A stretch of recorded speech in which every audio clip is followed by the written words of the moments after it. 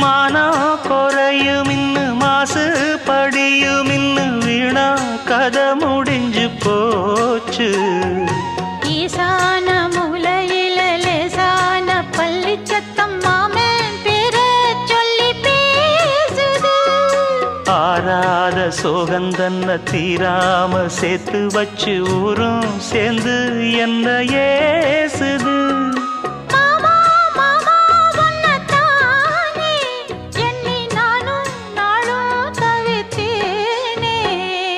கூண்டுக்குள்ள என்ன வச்சு கூடி நின்ன ஊரை விட்டு கூண்டுக்குள்ள போனதென்ன கோலக்கிளியே.